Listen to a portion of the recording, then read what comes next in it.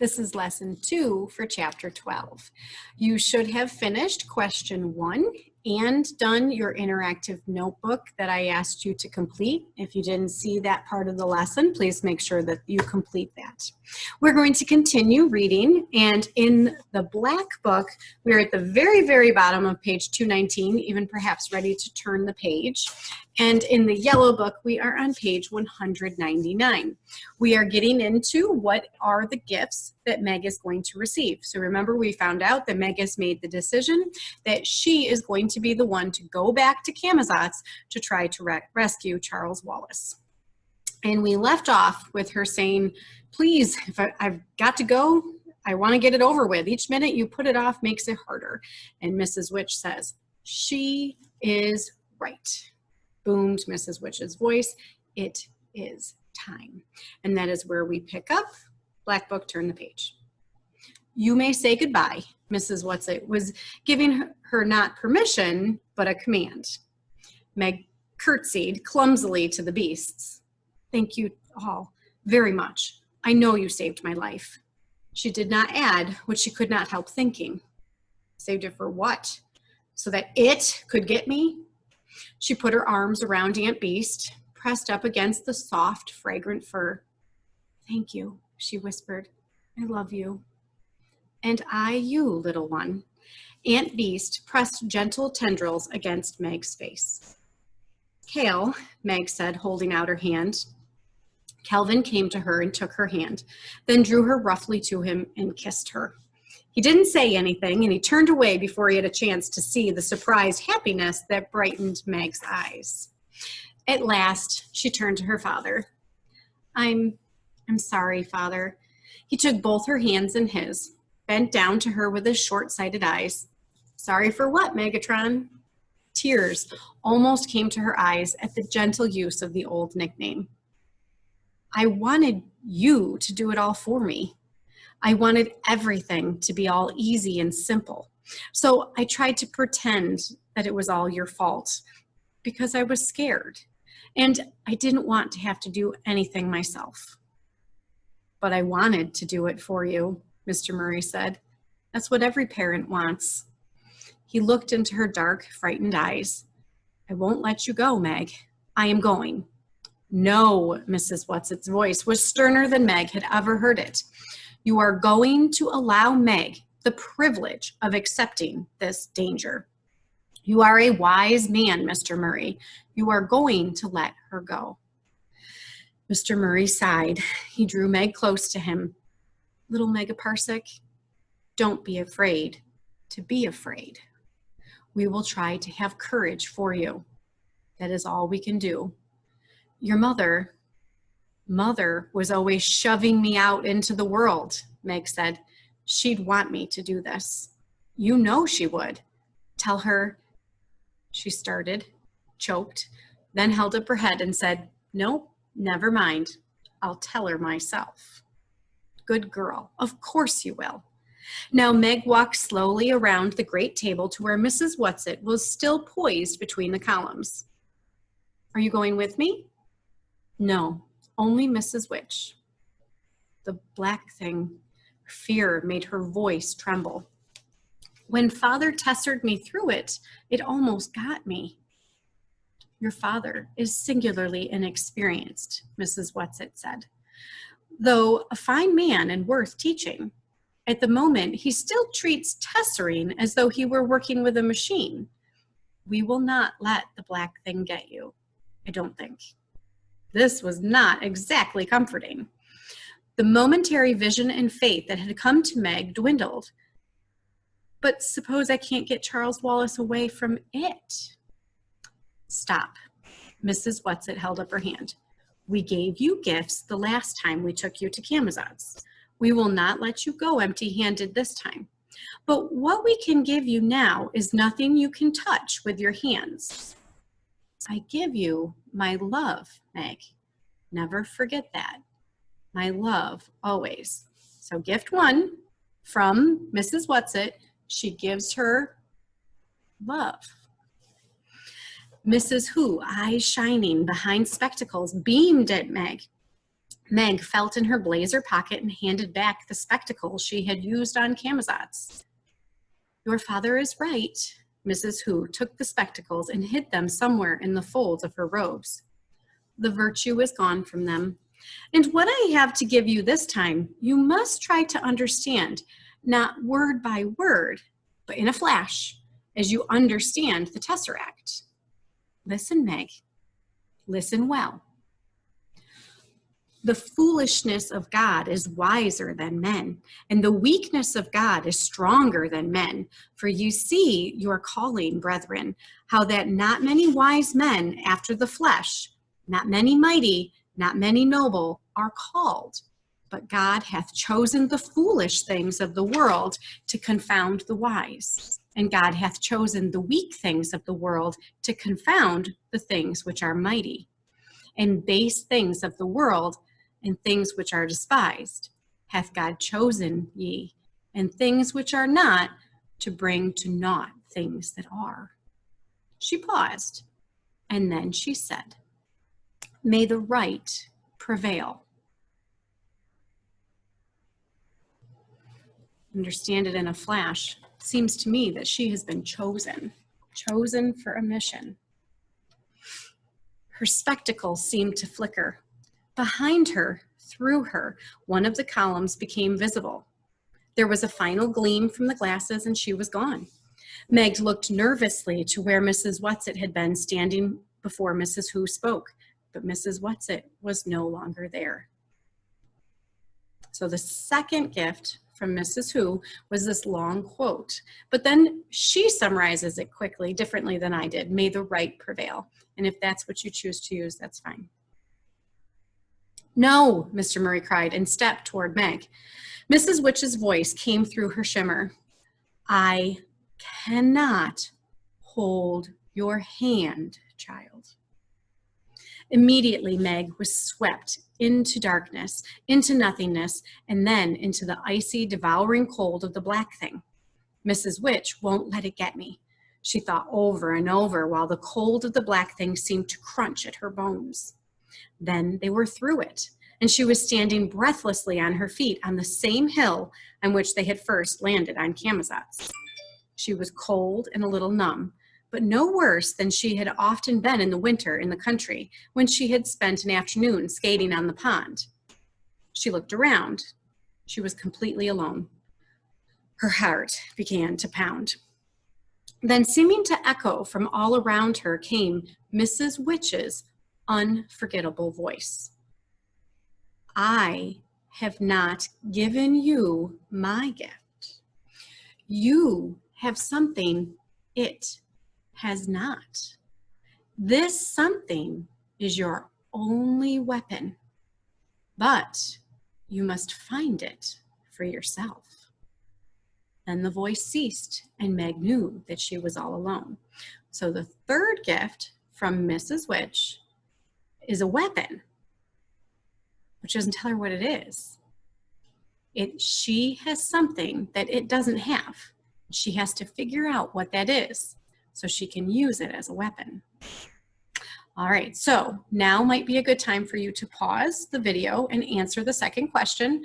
Remember, a full paragraph, topic sentence. You need 3 text details, 1 for each one of the gifts, and explain them. Do not forget to explain them, and try to give a conclusion as well. When you're ready, come back. We'll begin looking for the climax. So we haven't hit it yet. This is still all leading up to that most intense part, that turning point for Meg. When you're ready, we are back on page 203 in the yellow book. And I'm not sure in the black book. Right at the top of page 224. She walked slowly down the hill, her heart thumping painfully against her ribs.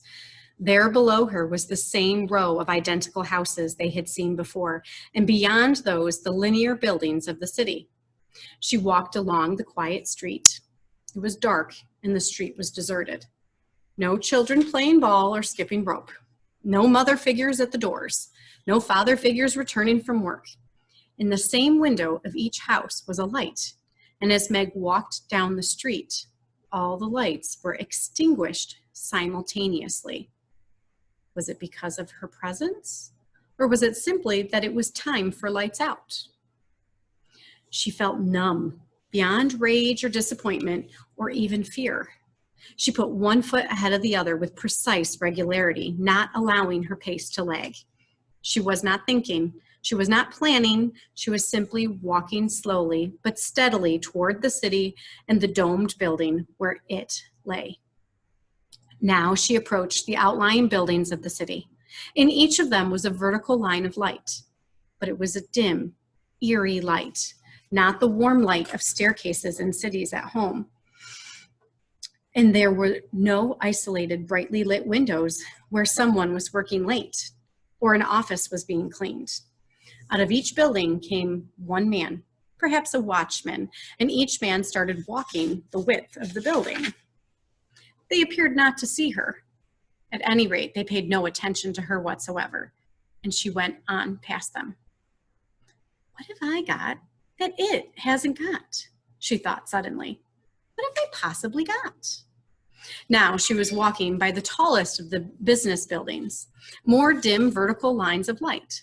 The walls glowed slightly to give a faint illumination to the streets. Central Intelligence was ahead of her. Was the man with the red eyes still sitting there? Or was he allowed to go to bed?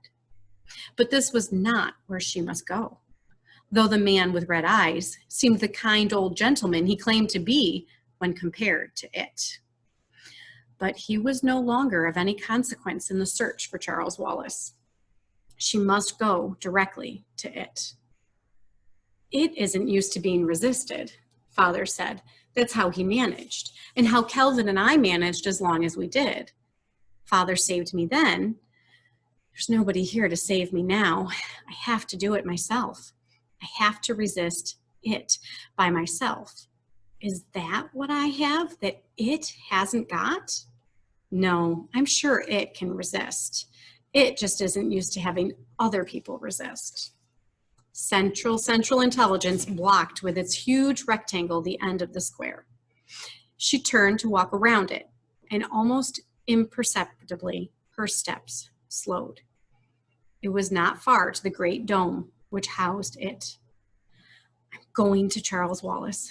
That's what's important. That's what I have to think of. I wish I could feel numb again the way I did at first. Suppose it has him somewhere else. Suppose he isn't there. I have to go there first, anyhow. That's the only way I can find out.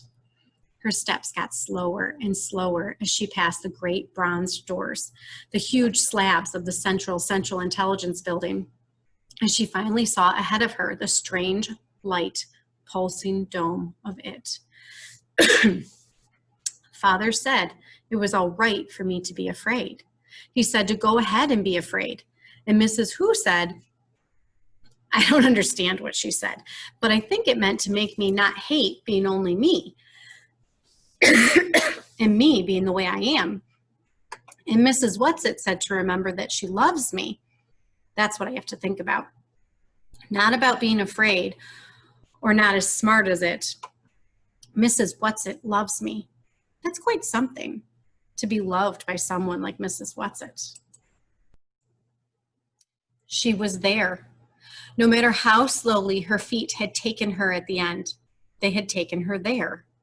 Directly ahead of her was the circular building, its walls glowing with violet flame, its silvery roof pulsing with a light that seemed to Meg to be insane. Again, she could feel the light, neither warm nor cold, but reaching out to touch her, pulling her toward it. There was a sudden sucking, and she was within. It was as though the wind had been knocked out of her. She gasped for breath in her own rhythm, not the permeating pulsing of it. She could feel the inexorable beat within her, controlling her heart, her lungs, but not herself, not Meg. It did not quite have her. She blinked her eyes rapidly and against the rhythm until the redness before them cleared and she could see. There was the brain. There was it, lying, pulsing, and quivering on the dais. soft and exposed and nauseating. Charles Wallace was crouched beside it, his eyes still slowly twirling, his jaw still slack, as she had seen him before, with a tick in his forehead reiterating the revolting rhythm of it. As she saw him, it was again as though she had been punched in the stomach, for she had to realize afresh that she was seeing Charles, and yet it was not Charles at all. Where was Charles Wallace, her own beloved Charles Wallace? What is it I have got that it hasn't got? You have nothing that it hasn't got, Charles Wallace said coldly. How nice to have you back, dear sister. We have been waiting for you. We knew that Mrs. Whatsit would send you. She is our friend, you know.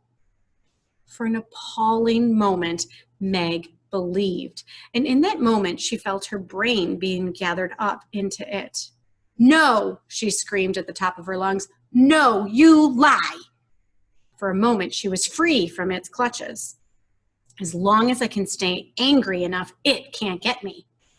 Is that what I have that it doesn't have? Nonsense, Charles Wallace said. You have nothing that it doesn't have. You're lying, she replied, and she felt only anger toward this boy who was not Charles Wallace at all. No, it was not anger. It was loathing. It was hatred, sheer and unadulterated. And as she became lost in hatred, she also began to be lost in it.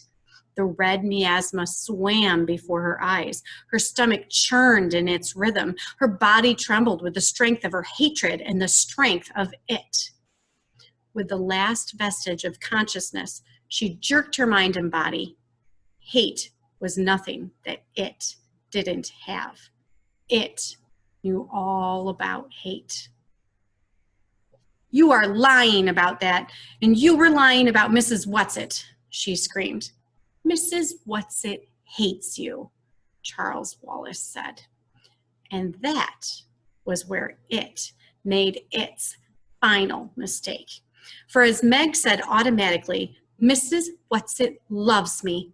That's what she told me, that she loves me. Suddenly she knew. She knew. Love.